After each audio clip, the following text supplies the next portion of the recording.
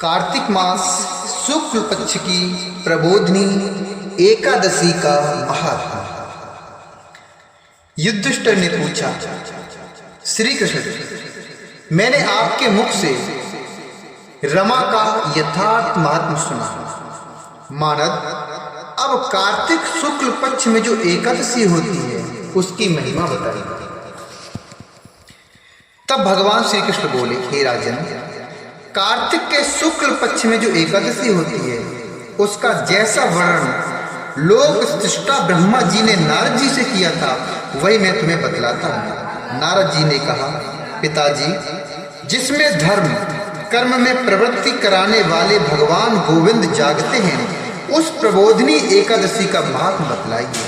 तब ब्रह्मा जी बोले, हे मुनिश्रेष्ठ, प्रबोधनी का महात्मा पाप का नाश, पुण्य की वृद्धि तथा उत्तम बुद्धि वाले पुरुषों को मोक्ष प्रदान करने वाला है। समुद्र से लेकर सरोवर तक जितने भी तीर्थ हैं वे सभी अपने महात्मा की तभी तक गर्जना करते हैं जब तक कि कार्तिक मास में भगवान विष्णु की प्रबोधनी तिथि नहीं आ जाती। प्रबोधनी एकादशी को एक ही उपवास कर लेने से प्रबोधनी एकादशी का एक ही उपवास कर लेने से मनुष्य 1000 अश्वमेध तथा 100 राजसी यज्ञ का फल पा लेता है। बेटा, जो दुर्लभ है, जिसकी प्राप्ति असंभव है तथा जिसे त्रिलोकी में किसी ने भी नहीं देखा है, ऐसी वस्तु के लिए भी याचना करने पर प्रबोधनी एकादशी उसे देती है। भक्ति पूर्वक उपवास करने पर मनुष्यों को हरिबोधिनी एकादशी ऐश्वर्य, संपत्ति, उत्तम बुद्धि, राज्य तथा सुख प्रदान करती है। मेरु पर्वत के समान जो बड़े बड़े पाप हैं उन सबको यह पाप नाशनी प्रबोधनी एक ही उपवास से भस्म कर देती है। पहले के हजारों जन्मों में जो पाप किए गए हैं उन्हें प्रबोधनी की रात्रि का जागरण रुई की ढेरी के समान भस्म कर डालता है। जो लोग प्रबोधनी एकादशी का मन से ध्यान करते तथा जो इसके व्रत का अनुष्ठान करते हैं उनके पितर नरक के दुखों से छुटकारा पाकर भगवान विष्णु के परम धाम को चले जाते हैं। ब्राह्मण, अश्वमेध आदि यज्ञों से भी जिस फल की प्राप्ति कठिन है वह प्रबोधनी एकादशी को जागरण करने से अनायास ही मिल जाता है। संपूर्ण तीर्थों में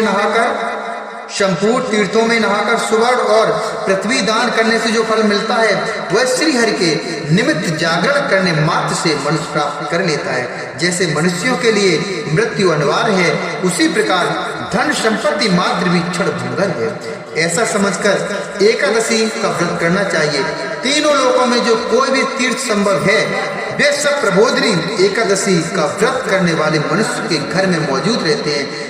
कार्तिक की हरिबोधिनी एकादशी पुत्र तथा पौत्र प्रदान करने वाली है। जो प्रबोधिनी को उपासना करता है वही ज्ञानी है, वही योगी है, वही तपस्वी और जितेंद्रिय है तथा उसी को भोग और मोक्ष की प्राप्ति होती है। बेटा, प्रबोधिनी एकादशी को भगवान विष्णु के उद्देश्य से मानव जो स्नान, दान, जप और होम करता है वह सब अच्छा होता है। जो मनुष्य उस तिथि को उपवास करके भगवान माधव की भक्ति पूर्वक पूजा करते हैं वे 100 जन्मों के पापों से छुटकारा पा जाते हैं। इस व्रत के द्वारा देवेश्वर जनार्दन को संतुष्ट करके मनुष्य संपूर्ण दिशाओं को अपने तेज से प्रकाशित करता हुआ श्री हरि के वैकुंठ धाम को जाता है। प्रबोधिनी को पूजित होने पर भगवान गोविंद मनुष्यों के बचपन, जवानी और बुढ़ापे में किए हुए 100 जन्मों के पापों को चाहे वे अधिक हो या कम धो डालते हैं। अतः सर्वथा प्रतन करके संपूर्ण मनोवांछित फलों को देने वाले देवादिदेव जनार्दन की उपासना करनी चाहिए। बेटा नारद, जो भगवान विष्णु के भजन में तत्पर होकर कार्तिक में पराये अन्न का त्याग करता है वह चांद्रायण व्रत का फल पाता है। जो प्रतिदिन शास्त्रीय चर्चा से मनोरंजन करते हुए कार्तिक मास व्यतीत करता है वह अपने संपूर्ण पापों को जला डालता है और 10,000 यज्ञों का फल प्राप्त करता है।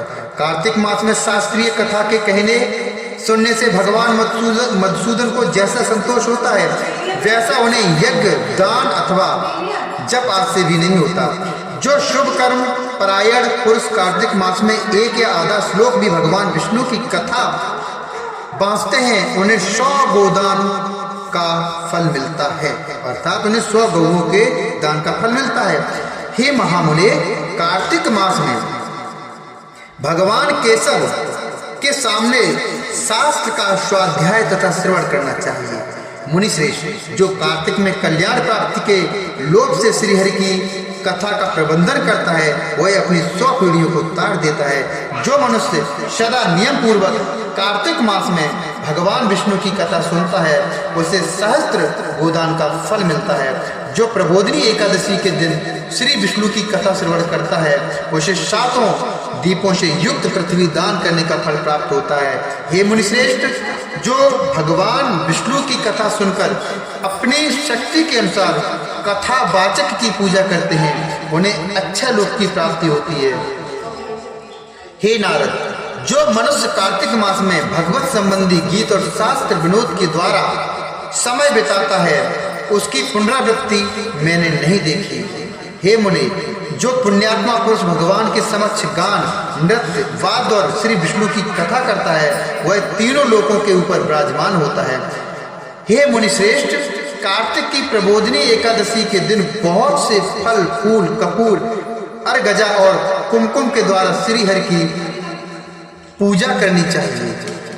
एकादशी आने पर धन की कंजूसी नहीं करनी चाहिए, क्योंकि उस दिन दान आदि करने से असंख्य पुण्य की प्राप्ति होती है। प्रबोधिनी को जागरण के समय शंख में जल लेकर फल तथा नाना प्रकार के द्रव्यों के साथ श्री जनार्दन को अर्घ्य देना चाहिए। संपूर्ण तीर्थों में स्नान करने और सब प्रकार के दान देने से जो फल मिलता है, वही प्रबोधिनी एकादशी को अर्घ्य देने से करोड़ गुना होकर प्राप्त होता है। हे देवर्षि, अर्घ्य के पश्चात भोजन, आच्छादन और दक्षिणा आदि द्वारा भगवान विष्णु की प्रसन्नता के लिए गुरु की पूजा करनी चाहिए। जो मनुष्य उस दिन श्रीमद् भागवत की कथा सुनता अथवा पुराण का पाठ करता है, उसे एक अक्षर पर कपिला दान का फल मिलता है। हे मुनिश्रेष्ठ, कार्तिक में जो मनुष्य अपनी शक्ति के अनुसार शास्त्रोक्त रीत से वैष्णव व्रत अर्थात एकादशी का पालन करता है, उसकी मुक्ति अक्षर है। केतकी के एक पत्ते से पूजित होने पर भगवान गरुड़ध्वज 1000 वर्ष तक अत्यंत तृप्त रहते हैं। हे देवर्षि, जो अगस्त के फूल से भगवान जनार्दन की पूजा करता है, उसके दर्शन मात्र से नरक की आग बुझ जाती है। हे वत्स, जो कार्तिक में भगवान जनार्दन को तुलसी के पत्र और पुष्प अर्पण करते हैं, उनका जन्म भर का किया हुआ सारा पाप भस्म हो जाता है। हे मुनि, जो प्रतिदिन दर्शन, स्पर्श, ध्यान, नाम कीर्तन, स्तवन, अर्पण, सेचन, नित्य पूजन तथा नमस्कार के द्वारा तुलसी में 9 प्रकार की भक्ति करते हैं, वे कोटि सहस्त्र युगों तक पुण्य का विस्तार करते हैं। अर्थात तुलसी दल पुष्पाणि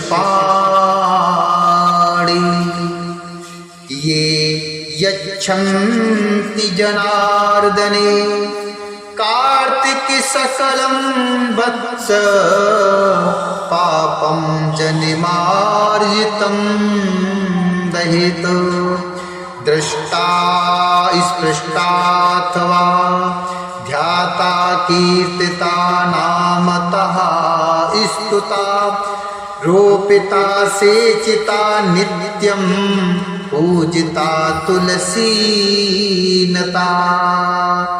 नवधा तुलसी भक्तिं ये कुर्वन्ति दिने दिने युग कोटि सहस्राणि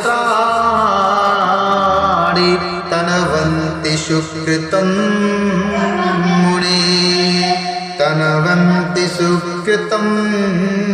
मुने अर्थात फूलों और पत्तों को चढ़ाने से जो फल होता है, वह कार्तिक मास में तुलसी के एक पत्ते से मिल जाता है। कार्तिक आया देख प्रतिदिन नियम पूर्वक तुलसी के कोमल पत्तों से महाविष्णु श्री जनार्दन का पूजन करना चाहिए।